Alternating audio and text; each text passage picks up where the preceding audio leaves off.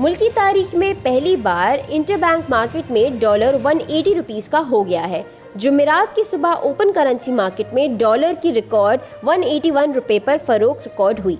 माहिरीन का कहना था कि बढ़ते तिजारती और करंट अकाउंट खसारे के बायस रुपए की कदर गिर रही है। मार्केट जराये के मुताबिक स्टेट बैंक की जानिब से भी रुपए की कदर संभालने के लिए इकदामात नजर नहीं आ रहे।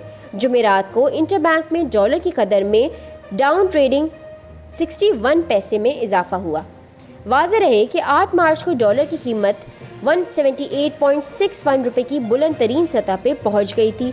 8 मार्च से 16 मार्च के दौरान इंटरबैंक में डॉलर की कीमत में 1.31 रुपए का इजाफा हो चुका है। मुल्क में हालिया सियासी सूरत हाल खसूसन महाजराई का पहलू तशवीशनाक है और ये हालात भी डॉलर की कदर बढ़ाने का बायस बन रहे हैं। प्रोग्रेसिव रियल एस्टेट के साथ इतना ही। मजीद खबरों के लिए देखते रहिए प्रोग्रेसिव टीवी।